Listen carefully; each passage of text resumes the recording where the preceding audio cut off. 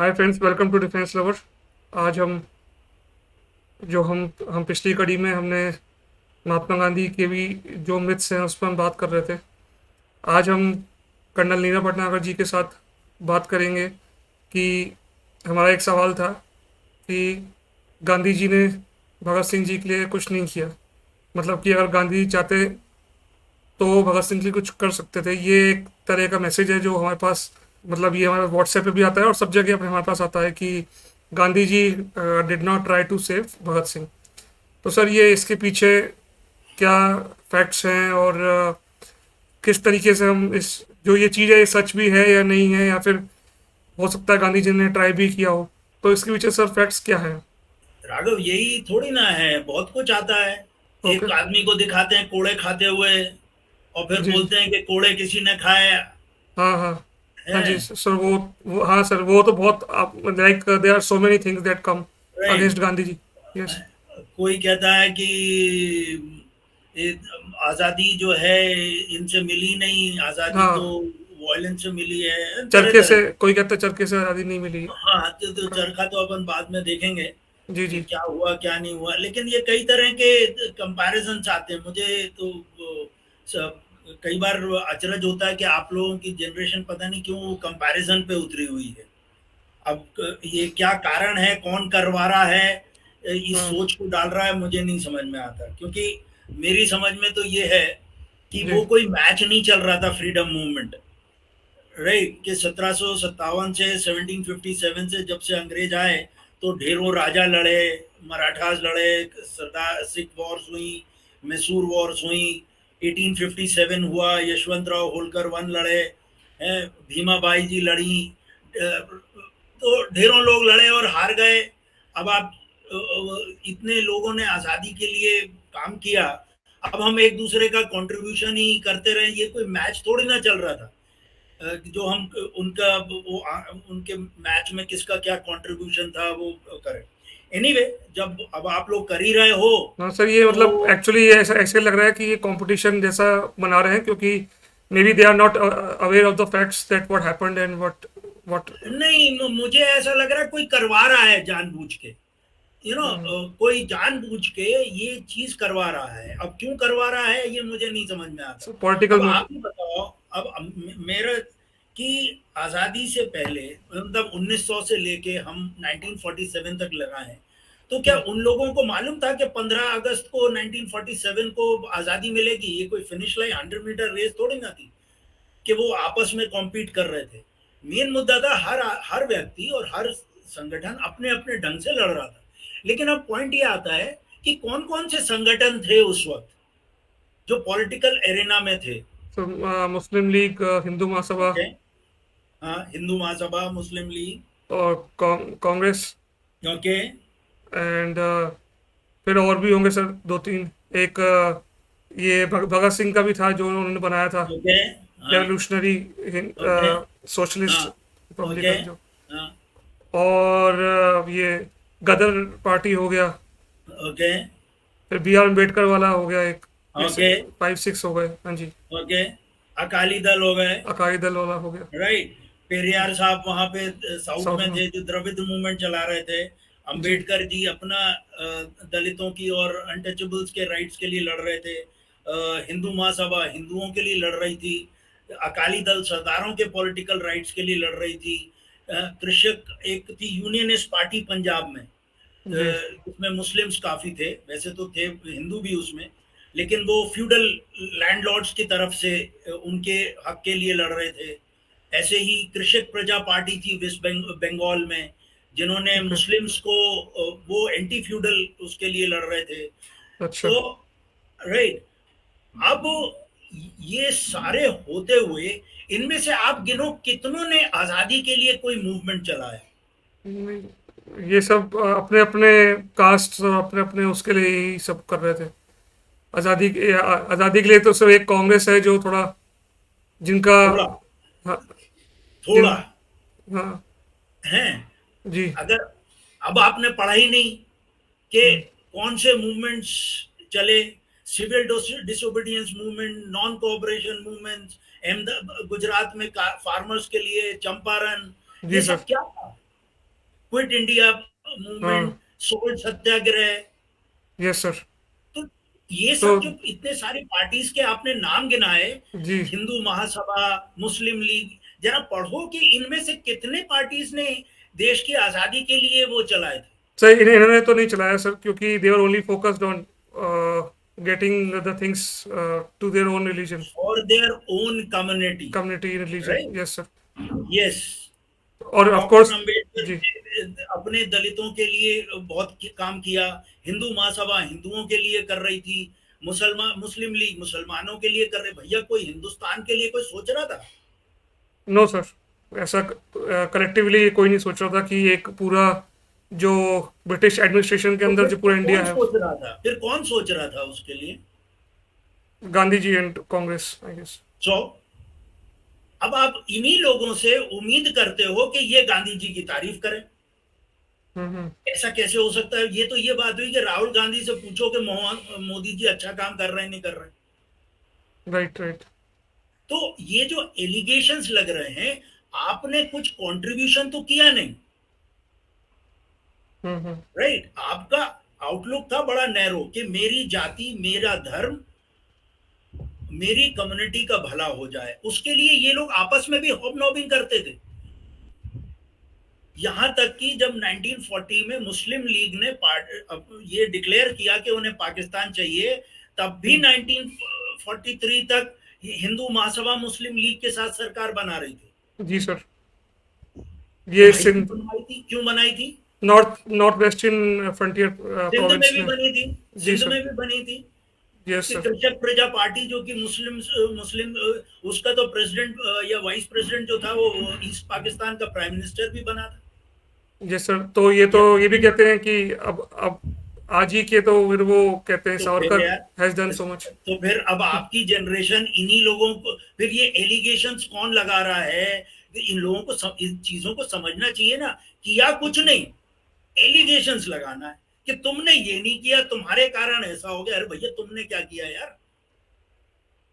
Yes sir. Okay, now that you have, done it, you have asked me this question, although this comparison Bhagat Singh ji का और गांधी जी का, भाई कोई comparison, वो भी एक महान व्यक्ति थे, उनमें भी बहुत जुनून था। भगत सिंह जी में, चंद्रशेखर आजाद में, बटुकेश्वर दत्त, बाघा जतिन, ठीक यस है, सर। खुदीराम बोस, ये सब लोग बहुत जुनूनी व्यक्ति थे, राइट। और वो पैशन ही उससे वो काम, उनसे वो काम करवाया, वो पैशन था कुछ करने का, राइट। कोई कंपटीशन नहीं था।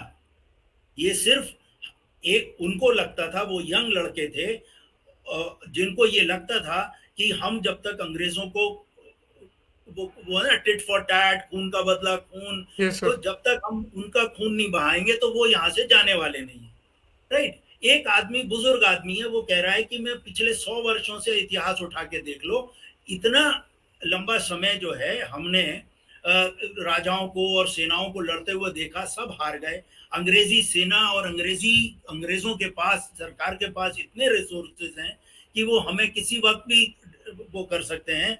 तो उनके लिए अपने को नया कोई रास्ता ढूंढना पड़ेगा। We need to think out of the box, right. Yes sir. Militarily अगर मैं इस, जब हम कंपैरिजन करते हैं भगत सिंह जी का और इनका, तो हमें कुछ एस्पेक्ट्स देखने पड़ेंगे। मिलिट्री एस्पेक्ट, लीगल एस्पेक्ट और वैल्यूज का, राइट। अब यस अगर सर। मैं कहूं कि यार इसको मैं ऐसे लूं कि मिलिट्री एस्पेक्ट तो मैं कई बार कवर कर चुका हूं, और हमारे सामने भी है उदाहरण, कि हमारे सामने है कि ये खालिस्तानी जिन्होंने डिमांड किया था, या जिहादी जो कश्मीर को सेपरेट करना चाह रहे हैं, ये क्या हमसे जीत गए? नहीं सर। नहीं और जीते। जबकि इनके पास ये कश्मीरियों के पास में आपने बताया था कि करीब 1500 एक टाइम पे एक्टिव थे, और they had AK-47 and everything rocket supplies. Launcher सब कुछ था, फिर भी नहीं जीत सके। तो यस सर। हम कैसे उम्मीद रखते हैं? और हम नहीं, वो व्यक्ति जो उस वक्त, उस समय, उन सर्कमस्टांसेस में था, राइट, वो, और वो कोई अनपढ़ गंवार नहीं था। वो भी देख रहा था कि पिछले 100 वर्षों से हम लोग ऐसे ही लड़ रहे हैं, तो now yes. We need to think fresh, we need to find a new solution to this problem, right. Yes तो सर। जब हम आज के उदाहरण में मैंने आपको दे दिया कि क्या खालिस्तानी जीत गए, क्या नॉर्थ ईस्ट के नागा मिलिटेंट्स एनएससीएन जीत गया, नहीं जीते यार। उसी तरह जितने रिसोर्सेज आज हिंदुस्तान के पास हैं, इंडिया उतने ही रिसोर्सेज उस समय अंग्रेजों के पास थे उस जमाने। राइट। इनसे पार पाना मिलिटरीली कोई आसान काम नहीं था। तो ये जो एलिगेशंस लगाने वाले, ये फालतू के एलिगेशंस है, फालतू का कंपैरिजन है, राइट। तो राइट। एक तो ये मिलिट्री वाला हो गया, दूसरा हो गया लीगल एस्पेक्ट्स।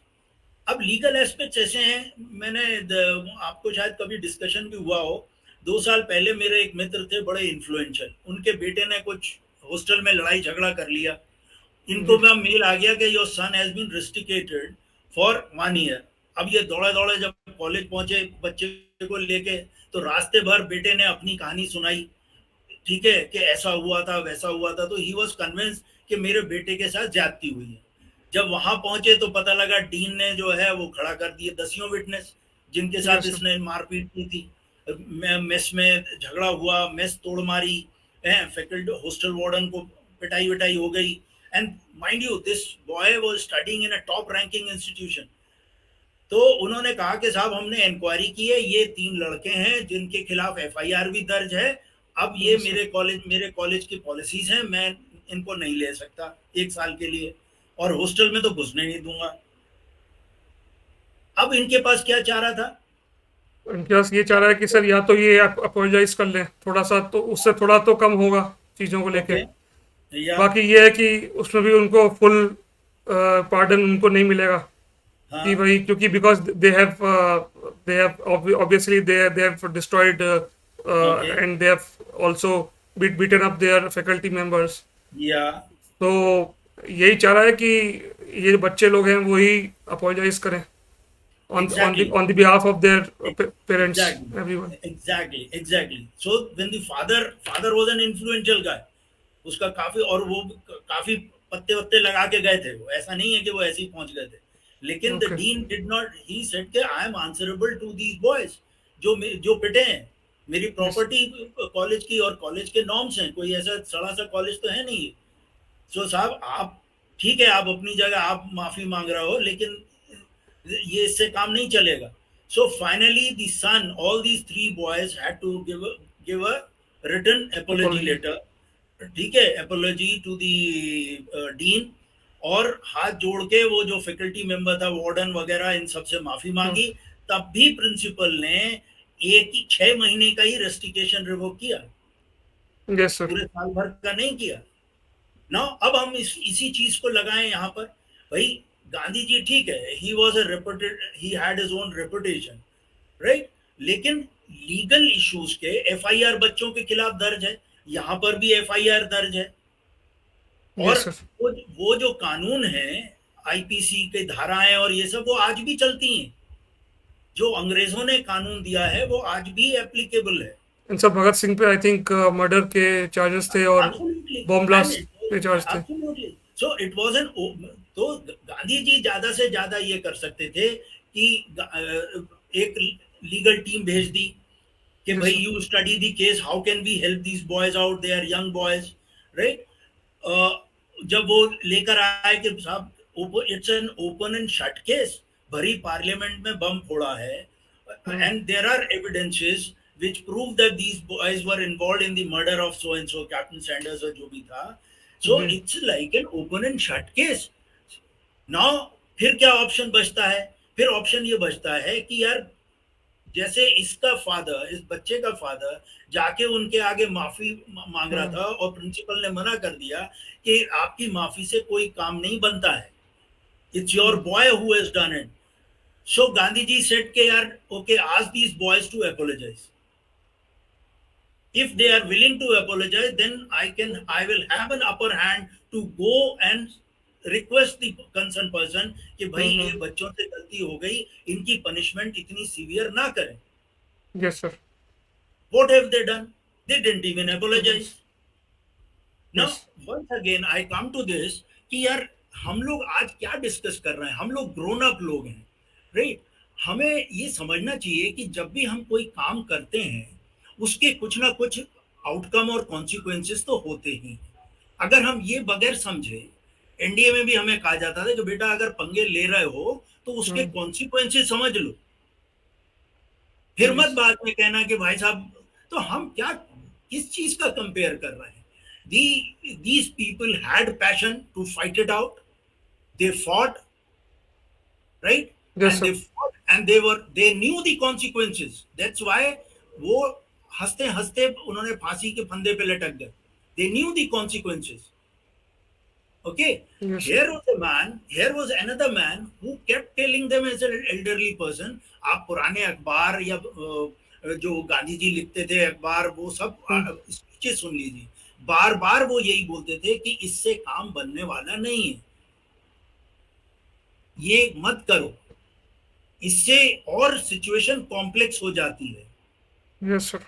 और वही हो क्या जाता है, जब वायलेंस होता है तो आपकी जो लड़ाई है उसको सेटबैक मिलता है, अंग्रेजों को मौका मिलता है और भी क्रूअली आपको क्रश क्रश करने का। करने को, they have a chance to crush us. Exactly now बहुत But सारे लोग ये नहीं मालूम होगा जलियांवाला बाग हादसे से पहले हुआ क्या था। जलियांवाला बाग हादसे से पहले नहीं पता सर, मतलब कि। नहीं मालूम, कुछ दिन पहले हम्म। वहां पर क्योंकि अंग्रेजों ने गदर कॉन्स्पिरेसी हुई तो उसको क्रूअली क्रश किया, ओके। राइट। जब क्रूअली क्रश किया तो कई जगह यातनाएं हुई, यातनाओं का फिर किसी ने बदला लिया, राइट। Yes sir. एक जगह कुछ अंग्रेज और एक महिला, शायद वो नन थी, हम्म। राइट, उनके ऊपर अटैक किया, ओके। और वो नन जो थी किसी तरह अपनी जान बचाकर भागी, लेकिन भीड़ ने उनके ऊपर भी अटैक किया और वो किसी तरह बच गई। ओके। तो सरकार को फिर और मौका मिला यातनाएं करने का, क्रूअली क्रश करने का। तो यस सर। ये एक एक तरह का सीसॉ गेम होता है। Action reaction thing. Absolutely. Okay. आप बोलते हो मैं ये कर, मैं तुम्हारे दांत तोड़ूंगा, वो बोलते तुम दांत तोड़ोगे मैं तुम्हारा जौ तोड़ूंगा, और यही चलता रहता है। तो जो ताकतवर होता है आप उसका हम्म। एक छोटा सा दांत तोड़ते हो वो आपके दो दांत तोड़ देता है। Yes sir. सो ठीक है दिस सर। Goes on. अब आज हम बैठ के ये सब चीजें आर्ग्यूमेंट करें और बेचारे दो लोग जिन्होंने कि इस देश के लिए काम किया वो हम्म। उनको कंपेयर करने लगे, तो कहाँ की समझदारी है यार। ये वही लोग कर रहे हैं जिन्होंने कि करने के लिए उनके पास जब मौका था तो किया नहीं, जी। ओके। और जब किया नहीं तो बाद में अब अपनी कमियों को जस वो करने के लिए छुपाने के आप लिए। वो व्यक्ति पे एलिगेशन लगाते रहो कि तुमने ये नहीं किया, तुमने वो नहीं किया। तुमने फिर मुस्लिम लीग के साथ सरकार क्यों बनाई जब 1940 में मुस्लिम लीग ने डिक्लेयर कर दिया कि हमें पाकिस्तान चाहिए? Yes why sir. Did you form a government then? और सर वो आज आज के समय में ये बात है कि उनके जो उस टाइम के जो लीडर्स थे उनको बहुत बड़े क्रांतिकारी, जबकि उन्होंने इतनी मर्सी पिटिशंस लिखी और वो सब किया, उनको एक बहुत बड़े क्रांतिकारी के रूप में भी देखा जाता है अभी। अब वो तो जो भी हो, वंस अगेन राइट। मैं किसी ने जिसने भी हार्डशिप सही है, राइट, राइट। वो हार्डशिप्स अपने पैशन के कारण ही की थी। ओके, सो जी। Let's not cast aspersion on anyone for that matter. It's not easy. आज मैं आज हमें बड़े आज हम बोलते हैं ना भगत सिंह जी और चंद्रशेखर आजाद, उनके एग्जैक्टली। वो हम्म। फूल मालाएं चढ़ाते हैं जयंती पे। भैया कितने लोग भगत सिंह बन गए। आज अगर भगत सिंह जैसे और आजाद जैसे लोग होते तो हमारे देश में करप्शन नहीं होता। ये एग्जैक्टली लोग सर। जितने भ्रष्ट लोग हैं ये डरते। लेकिन मालाएं पहनाने वाले वो रास्कल्स हैं जिनको वो काम नहीं करना है, उनमें वो पैशन नहीं है, उनको राजनीति करनी है और माला इसलिए पहना रहे हैं जिससे किसी को नीचा दिखा सके। Yes sir. That's it. ठीक और है। इनका कोई वो नहीं है कि खुद तो कुछ किया नहीं ना करना है, right. Any question Raghav on this? Sir, on this, sir, I think the matter is very much self explanatory. That whatever you have explained, if someone will do more research on it, I guess they will find कि या उन्होंने Lord Lord Irwin से भी उन्होंने काफी 3-4 बार बात करी फिर वो राउंड टेबल कॉन्फ्रेंस में Absolutely. भी गए तो वहाँ भी उन्होंने मुद्दा उठाया ये वाला कि आप उनको छोड़िए, लेकिन ये पॉसिबल नहीं हो सका क्योंकि they were not ready to apologise and to talk about it, I guess. हाँ, आप जो काम करते हो उसके कॉन्सिक्वेंसेस हैं। अब जी आप सर। दूसरे से एक्सपेक्टेशन की भी, उसकी भी लिमिटेशन है, कानूनी दायरा है जिसमें हम उसके आगे नहीं जा सकते। अब इरविन के साथ गांधी जी की क्या बात हुई नहीं हुई, हम्म, वो सब अटकलों का मामला होगा, जी जी। राइट? कि वो फलाने उतने कांग्रेस वर्कर्स छूट गए, उतने वो छूट गए, भाई लीगली जो पॉसिबल था वो कर पाए। लेकिन ऐसा एग्जैक्टली। तो नहीं था कि लीगल टीम भेजी नहीं थी, इन यंग लोगों को, पैशनेट लोगों की मदद के लिए भेजी थी, जी जी। But it yes sir. Was an open and shut case almost. So सबके लिमिटेशंस होते हैं। आज भी हम जब कोर्ट में कोई केस होता है, we don't discuss it openly because we say the matter is sub judice, yes sir. It's in court. तो आपके और मेरे क्या, प्रधानमंत्री के भी लिमिटेशंस होंगे अगर कोर्ट में केस होगा तो यार। एग्जैक्टली। कल को कोई बोलेगा प्रधानमंत्री ने उसको नहीं बचाया, अरे बचाता कैसे? The case is in the court, there is a of course. limitation. Yes sir. So therefore we need to understand and take it in a right spirit and stop comparing, please, for God's sake. There are many things that Hindu Mahasabha did not support the Quit India Act movement. Exactly. क्यों नहीं किया? बल्कि अपने members को letter भी लिखा कि भाई साहब मत मत त्यागना सरकारी नौकरी, डटे रहो and don't support, rather road to the British government की इनको अरेस्ट करो जो पार्टिसिपेट कर रहे हैं। अरे यार व्हाट नॉनसेंस। सर इस पे तो एक अलग डिस्कशन अपना हो सकता So, है on so this. therefore, my request to the whole your generation people, stop comparing, for God's sake. Everyone was passionate. It was not a match that was going on. ये कोई Ricky Ponting, Brian Lara और सचिन तेंदुलकर का comparison नहीं है भाई। Yes sir. ये हमारी आजादी से रिलेटेड चीजें हैं, राइट? ठीक है सर। और अगर गांधी जी इतने इतने ही नालायक थे तो सरदार पटेल आखिरी सांस तक उनके बगल में नहीं खड़े होते, जिनकी मूर्ति इतनी ऊंची खड़ी करके बना दी। Yes sir. So we give, need to. give grant something to that old man, to Sardar Patel, कि वो इतनी आंखें बंद थी उनकी कि उनको ये सब दिखाई नहीं दिया कि what kind of a character he is supporting. So even after जब उनकी गांधी जी की जो असैसिनेट किया गया तो उन्होंने कहा कि मैं मतलब जो मतलब गांधी जी ने नेहरू जी को जब पीएम बनाया था तो उन्होंने कहा कि Nehru is also my my PM, I guess he said something like that in the letter Okay. कि I take him fully as my PM and every Indian should take him. Yeah. Next question अपना ये है कि अगले संवाद में हम sir ये बात करेंगे कि गांधी जी ने, जैसे हम आज सेल्फ रिलायंट होने की बात करते हैं as a country, make in India की बात करते हैं, तो गांधी जी ने कैसे उस टाइम पे इंडिया को सेल्फ रिलायंट किया और कैसे एक चरखे से उन्होंने एक रेवोल्यूशन को चालू किया, कैसे इंडिया के कॉन्फिडेंस को बढ़ाया और कैसे उसको आगे कंटिन्यू किया। हम्म। तो सर इस पर ही हम तो नेक्स्ट। इसमें क्या क्वेश्चन है? इसमें क्वेश्चन तो तेरा यही दिखता है मुझे, जो मैं तुम लोगों के व्हाट्सएप पढ़ता हूँ, क्वेश्चन है ये है कि वो मैं कल कल परसों ने आजादी नहीं दिलाई। मैं इंस्टाग्राम पे वीडियो देख रहा था कि वो एक उनका भजन है कि हाँ, गांधी जी दे गए आज़ादी खड़क और बिना खड़क डाल। डाल।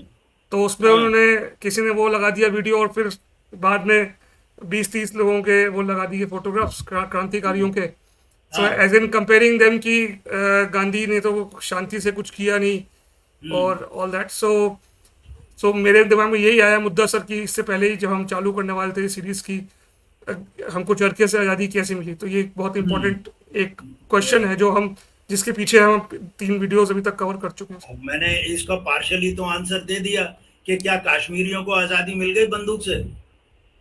नहीं क्या नहीं खालिस्तानियों को खालिस्तान मिल गया बंदूक से? क्या नागालैंड आजाद हो गया बंदूक से? सर यही यही बातें हैं कि जो हमारी जनरेशन को और You can't को fight. समझ। Yes, जी जी। probably if you fight a weaker nation, yes, it might be possible, right? Right. But when you are fighting a very powerful nation like India, these people, gun wielding people, have no chance. And sir चाहे वो कोई। Rocket launcher लेके आ जाए, चाहे वो AK-47 ले जाए, but unfortunately बेचारे हमारे क्रांतिकारी जो थे वो 9mm पिस्टल से ही लड़ रहे थे, जी सर। और वो भी बहुत कम थे। तो anyway we will discuss it next time, ठीक है सर। वी विल सी, हाँ जी। Right? Okay. Okay thank you. Sir. Okay sir. Friends, अगर आपको वीडियो पसंद आया हो तो ऐसे ही आने वाले वीडियोस के लिए please don't forget to hit the subscribe button and hit the bell icon.